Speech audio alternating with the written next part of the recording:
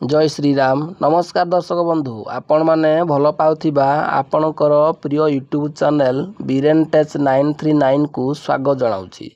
दर्शक बंधु, भारत रे विभिन्न प्रकार साग रहिछि जहाकू आपण माने डाएट रे प्रतिदिन शामिल करूछंती। साग बहुत हेल्दी होई थाए। एही सबु साग मध्यरु गोटिए साग जहाकू समस्ते भल पाइथांती एवं सबु प्रकार व्यंजन रे बहुत टेस्ट होई थाए। आज आलोचना करिबा पोई साग विषय रे। एहार पत्र मोटा, एहा एक लोकप्रिय तथा उपकारी वनौषधि। ओडिया रे पोई, हिंदी रे पोई, तेलुगु रे बचली, बंगला रे पोई साग, संस्कृत रे उपेदिका, पतकी, मालबा, अमृतबल्लरी, इंग्लिश रे मालबार स्पानिश बोली कुहा जाए। एहार गुण शीतल एवं रुचिकर, तरल झाड़ा, रक्तहीनता तथा कर्कट रोग रे एहार औषध व्यवहार होई आसुअछि। पोई साग फाइबर भली पोषक तत्व रे भरपूर। एहा शरीर रे थिबा ब्याड कोलेस्ट्रॉल को कम करि थाए। हृदय को सुस्थ रखे। एहा रक्त संचालन रे सुधार आनी थाए। हृदय सह जड़ित रोगर आशंका कम करि थाए। एथिरे पोटासियम मध्य रहिछि जहा रक्तचाप मध्य नियंत्रण रे रखि थाए। आयरन ब्लड सेल रो उचित उत्पादन रो एक महत्वपूर्ण तत्व।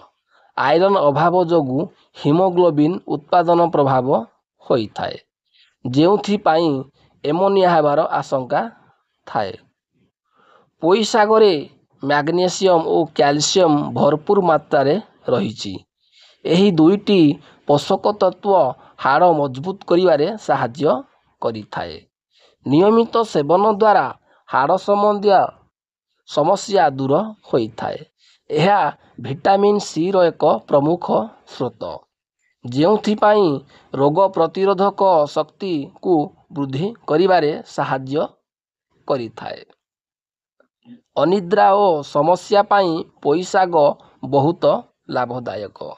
जदि आपण को राति रे निद हेउ नाही, अनिद्रा समस्या रहिछि तो प्रतिदिन पोई साग सेवन कले निद समस्या दूर होइथाए। कारण पोई साग रे मैग्नीशियम जिंक रो गुण भरपूर रहिछि जहा निद हेबा पाई बहुत साहाय्य करिथाए। एथिरे बहुमात्रा रे फाइबर रहिथिबारु पाचन तंत्र को मजबूत रखिथाए। सुस्थ पाचन प्रणाली पाई पोई साग सेवन करि पारिबा ता सहित पेट जनित समस्या मध्य दूर करिथाए ओ ओजन नियंत्रण रखिथाए। आशा करूची भिडियोटी आपण मानकु बहुत भल लागिथिबो। जदि चैनल रे नुआ अछंती तो चैनल को लाइक करंतु एवं सब्सक्राइब करंतु।